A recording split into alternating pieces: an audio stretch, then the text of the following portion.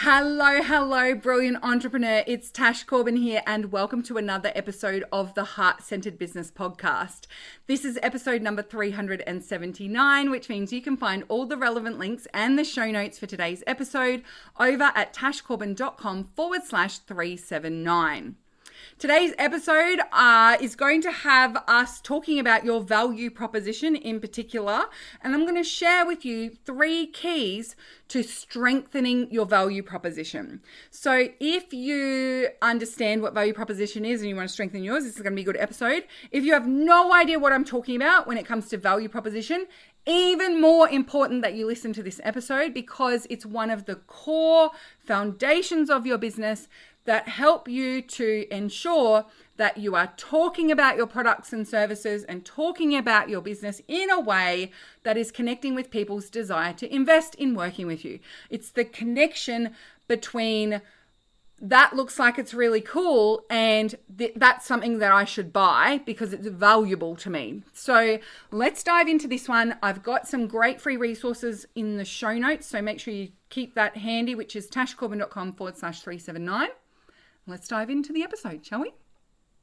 I'm Tash Corbin, and this is the Heart-Centered Business Podcast.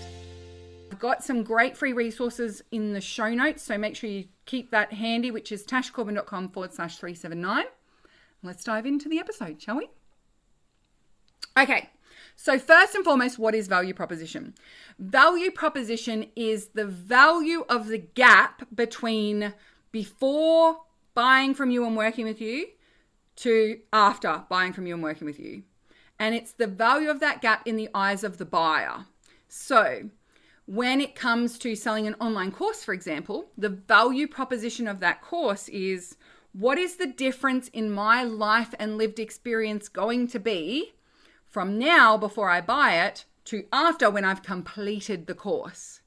Similarly, when you sell your VIP packages or a single session, or even when you get people to sign up for something free, everything where you're asking people to do something in return, whether it be give you money or give you their attention or give you their email address and some time, has a value proposition. What is the value exchange that's happening here? And so whatever that gap is between before buying it and doing it and after buying and doing it, whatever the value of that is through the eyes of the beholder is the value proposition. So it's important that we understand that it's through the eyes of the beholder because different people will value a transformation in a different way and at different levels. Just like when you see someone create an amazing artwork and then they share it into a Facebook group and say, how much would you pay for this? One person will say $100 and another person will say 500 and another person will say 2,000. That is because the value of that piece of art is different from the lens of those different people. And so it's exactly the same with the value of signing up for and coming to your webinar, or the value of buying a single session with you, or your VIP package, or your online course. Is that for different people, they will value the transformation that you're speaking about in different ways and to different levels.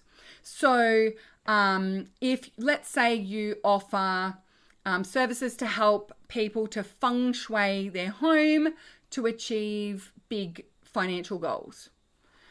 Someone who is in a job and they have big financial goals but they don't have a lot of capacity to earn commissions or get pay rises. And so they're not really sure how they're going to bring in extra money, might attribute less value to working with a feng shui practitioner compared to someone who has their own business. The energy that they're in each day directly corresponds with how much money they make. They can see a direct line of sight between setting big goals and aligning to it energetically and going for it and achieving them, right? So different people in different situations will value that transformation differently. It's the same transformation, but they will value it differently. And the reason is because of that different connection with what is a priority for them. And also there can be a different belief in the ability of the product to facilitate the transformation. So, knowing all of that about value proposition, what are the 3 keys to strengthening and creating a stronger value proposition specifically for your paid offers? Well, there are 3 things we need to do, 3 keys that we need in order to strengthen that value proposition. Key number 1 is a buyable, validated niche. Now, when I say niche, I do not mean topic or modality. I mean who you are focused on promoting that offer to. So, for example, with that feng shui example, the niche of people in a job who don't know how they're going to make more money but have big financial goals is different in what they're looking for and how you would articulate the value proposition compared to someone who has their own business and works in their home.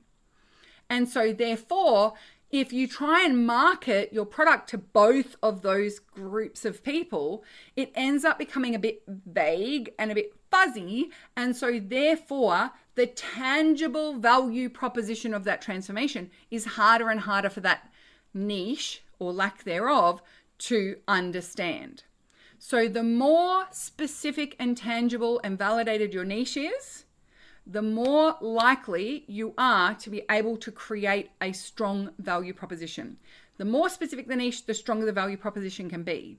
So if you are nice and specific and tangible about how you help people to get more sales on social media, and specifically who you can help to get more sales on social media, the people within that niche are far more likely to see you as an expert and value your input and your expertise than people who are not in that niche, or people who just randomly want to work on their social media, but you don't talk to any of their specific lived experiences. You don't talk to their specific situation. Therefore, well, you help with social media, but I don't know if you're going to be able to help me because of my specific needs. Everyone believes that their challenges and their goals are a unique combination. Their personality is unique. What they need is unique. And so the more vague you are, the more it feels like you aren't able to help me. The more specific you are to what's going on specifically for me, the more you are an expert for me. And so that can be a big resistance point for a lot of people, is like specifying their niche. But remember, it's not about the topic that you're talking about. So feng shui is not a niche. That's a modality, right? Relationships is not a niche. That's a topic area. So when I say niche, I'm meaning something very specific, who you are marketing your products and services to. If you need help with niching, I actually have a free training on that. I'll link to it in the show notes. It's called Nail Your Niche. So go to tashcorbin.com/379 and make sure that you watch that Nail Your Niche training, because it makes a big difference to understanding what is a valid, viable niche. And it also helps to walk you through the process, because for a lot of people, when I say, who are you marketing this to? The first thing they tell me is age, 25 to 45-year-olds. And for most people, age is irrelevant to your marketing decisions. Therefore, it's not actually a necessary decision that you need to make about your niche. When people give me an age range for their niche, and they say 25 to 45-year-olds, I'm like, so 50-year-old is not someone you want to market to? Oh, well, yeah, I could market. Well, then why are we specifying an age range? Is there a decision that you're going to make about how you market it or what you say in your marketing that's different for 25-year-olds versus 45-year-olds? Not necessarily. It's actually about the specific situation that they're in or the specific goal that they have. Well, then we don't need to talk about age. So don't worry about it. So if that's something that comes up for you, or if you feel like you need some help with niching, totally free. Go to tashcorbin.com/379 and grab it out of the show notes of today's episode. So that's one key, niche.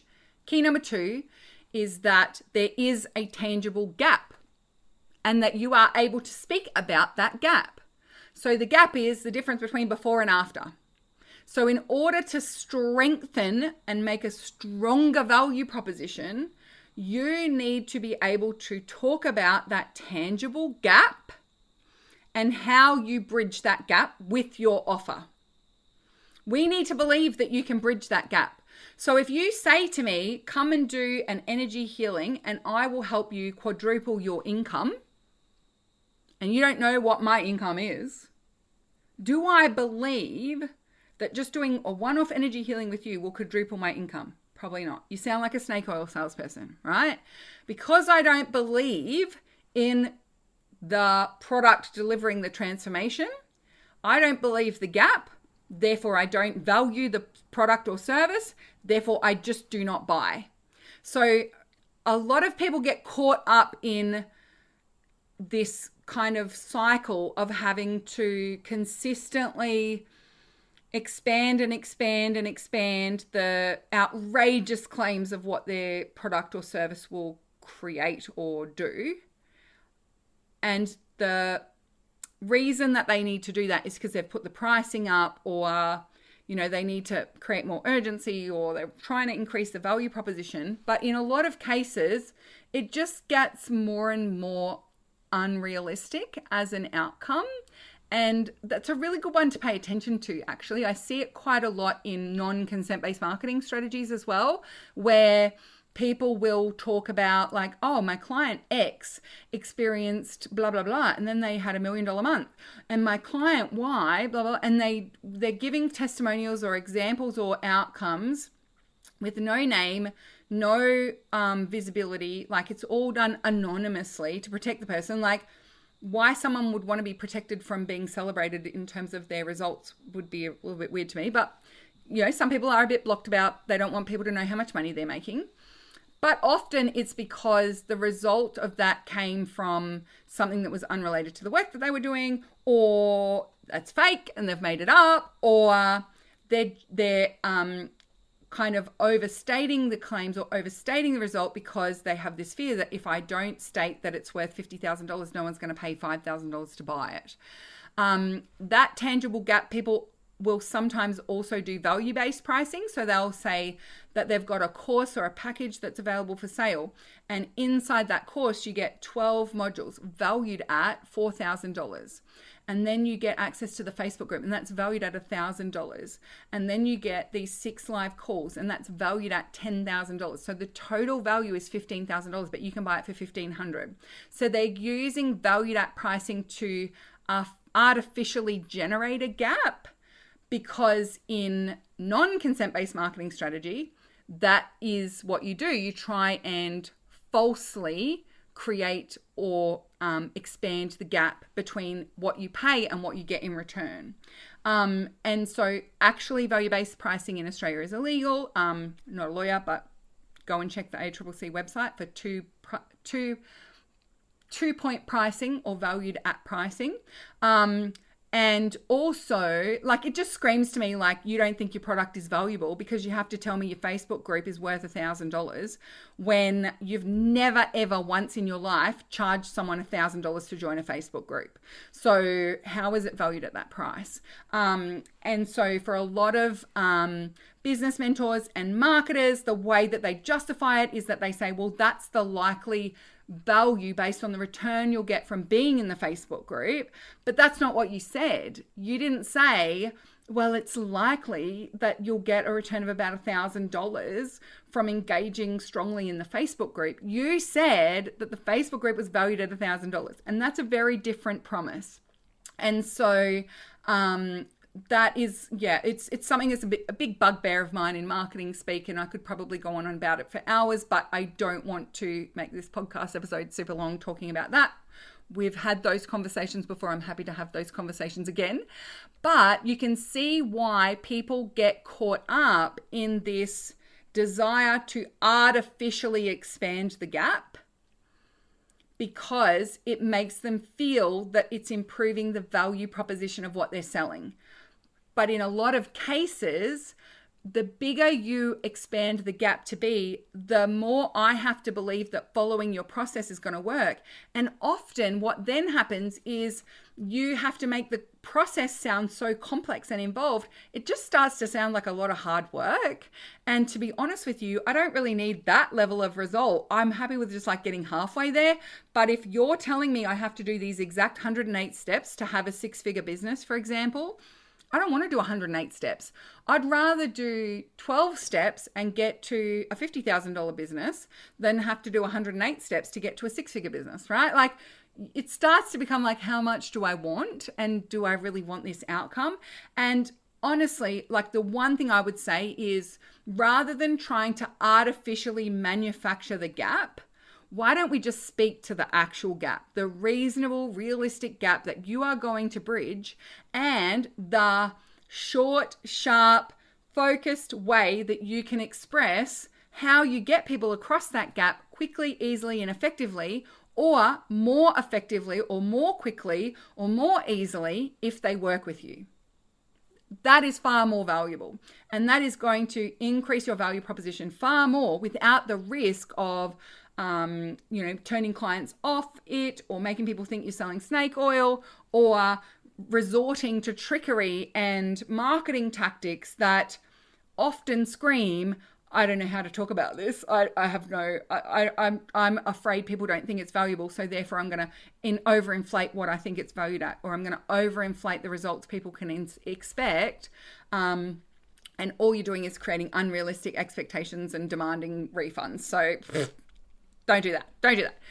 Create the gap by speaking to the before and after that is reasonable, that fits the niche. Now, the other thing I want to say when it comes to the tangible gap is stop underestimating your client's ability to get themselves somewhere. So something else that happens is that when people try to create that gap, they paint a picture of the before that is so disastrous and so horrendous and so miserable and so incompetent that no one is experiencing the before.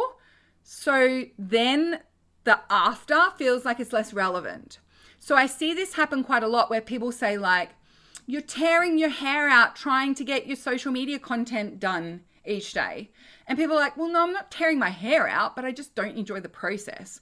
So then your product doesn't sound like it's for me, because I'm not tearing my hair out. I'm not frustrated on a daily basis. I just don't enjoy it that much. And I want something that's more enjoyable. That's really the big problem I want to solve. Or I don't like having to do it daily. I'd rather just get it all done at once. So don't talk about the before as though it's crisis mode all the time. Because if you do that in your value proposition and all the befores feel really hard and gross and yucky and blah, right?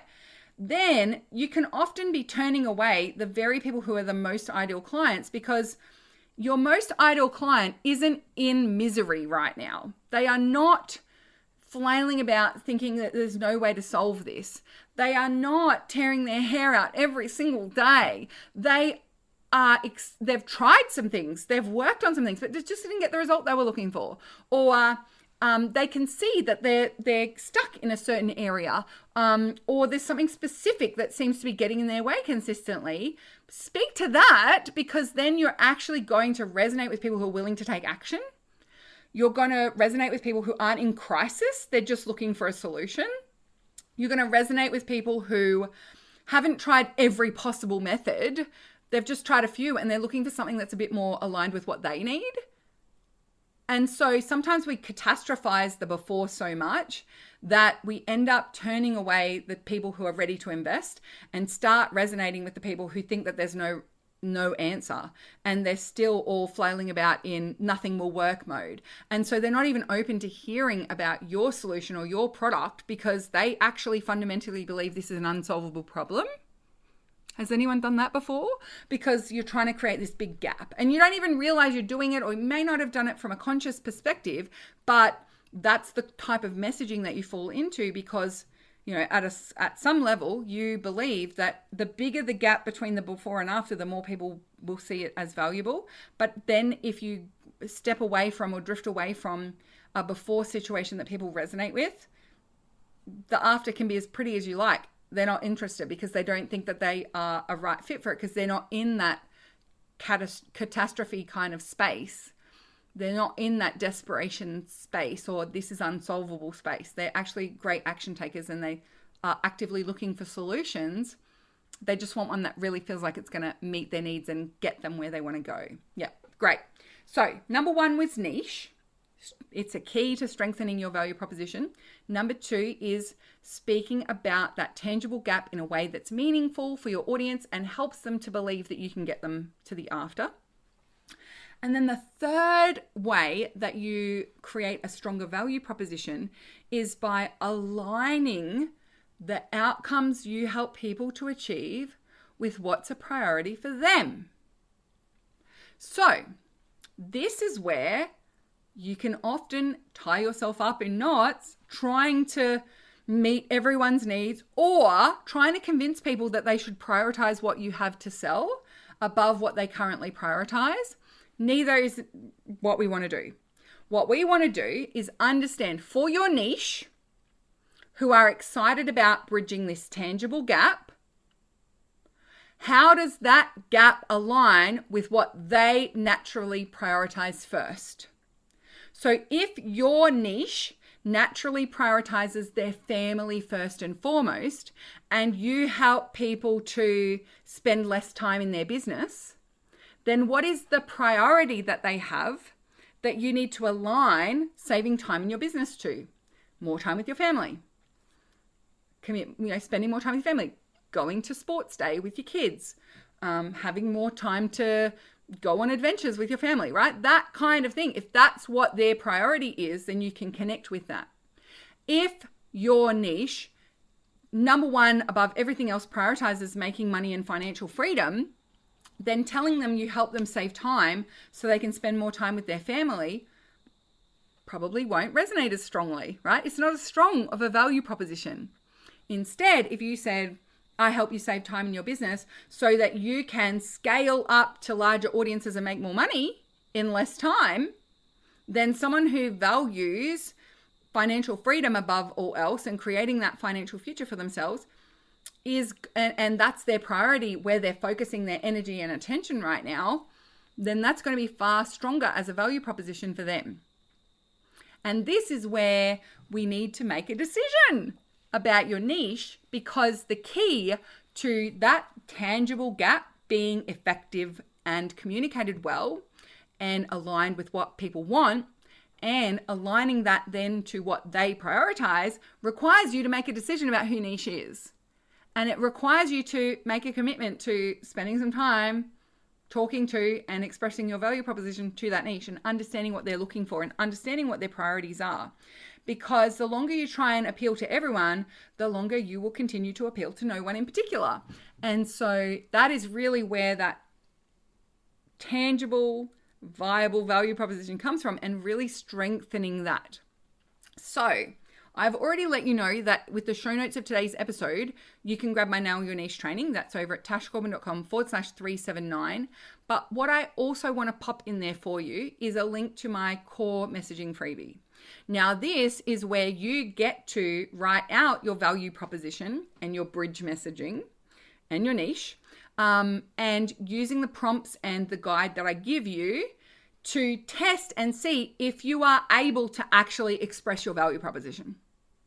If you actually know what your value proposition is. Now, for a lot of people, they're like, oh, I had no idea about this. But when they actually sit down to fill it in, they nail it.